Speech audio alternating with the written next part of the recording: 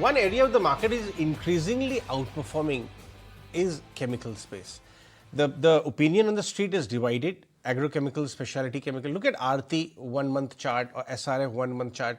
You would see sharp rebound from lows. In fact, UPL is now announcing a rights issue in order to raise shareholding of promoters. So the street is kind of divided right now whether it's early to get into specialty chem, agrochem, etc.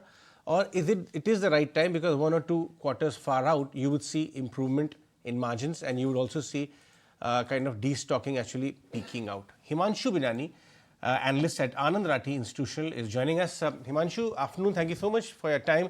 A lot of things to talk about in the chemicals and agrochem space. First of all, I'd like to know, the peak of pessimism is behind us in agrochem, pricing pressures, inventory destocking by China, all of that, or you think it's early to assume that? Hi, good afternoon. So thank you for having me on the show. So we recently came out with a report basically stating that the worst seems to be largely behind us. And the reasons behind this is, number one, what we understand is the inventory destocking is largely behind, and there has been like the price correction which we have been like witnessing in the recent past, that seems to be arrested. So what we understand is now there would be some gradual recovery from here on, and out of that what we understand, the agrochemical guys and moreover the domestic players are likely to outperform going forward than that of the exporters. And you've also initiated coverage on 4 counters with a buy call. Sumitomo Chemicals is your top pick and Dhanuka, Agrotech, etc. also. But I want to specifically discuss UPL because I think that was one of the only nifty stocks which was in the red last year, a big underperformer. What do you think is the trigger going forward? Because what we hear as the initial estimates coming in from the analysts suggest that Q3 is going to be very weak. So even we are of that view, the same view, that the third quarter is likely to be weak, and that has largely to do with the higher channel inventory in the US as well as the LATAM markets. So there would be some gradual recovery going forward into the subsequent quarters, but then from the current standpoint, recovery would be like very slow for UPL, and there would be a impact on their performance basically during the third quarter, is what my sense is. I want to understand, since we are talking about UPL for a moment, UPL is likely to have a very weak third quarter as per our own estimates. This on the back of already last 2-3 quarters have been weak, and even if the quarter is weak, this one, it shouldn't be actually a surprise because they themselves have cut their guidance. But what comes in the middle of all of this is the promoter announcement of rights issue. They want to, they aim to, increase their shareholding and nudge other shareholders also to increase their shareholding at a time when the visibility is low from here on. Do you think this is a smart thing by the promoters? And if yes, should other shareholders also do the same and subscribe to the rights, raise shareholding at a weak price level?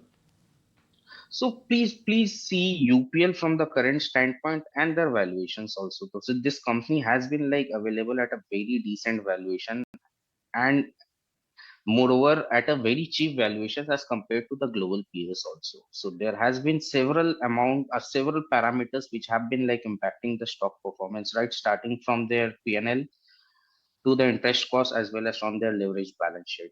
So the company has been like working towards like attaining their revenue growth, as well as on the balance sheet side they have been like guiding for a 400 to 500 million dollars sort of like debt reduction, and they are likely to achieve this. But then one has to understand that the cycle has been like really weak during the current scheme. So what we understand is, number one, so what they have been doing in terms of the right issue, I believe that yes, they have been like doing the right thing, and this in turn would help them basically to reduce their debt to some extent when they understand that the cash flow from operations remains under pressure. Point taken. So that's a view on UPL. Of course, you have a target price of 690, which is almost $100 from where the stock is sitting at right now. But I think one of your top bets from the sector is Sumitomo Chemicals. Talk to us about the thesis there and what kind of targets are you envisaging, let's say, in the next 6 to 12 months? So Sumitomo happens to be our top pick in the agrochemical space, and we have been like liking this company for quite a some time. First of all, being a parent company from the Sumitomo parent Japan, so that brings along with themselves a huge basket of the patented or the specialty products which they have been like getting from the parent company. Secondly, what we have seen is that again this guy was not spared in the current agrochemical downturn, and which is like very much evident from their first half numbers.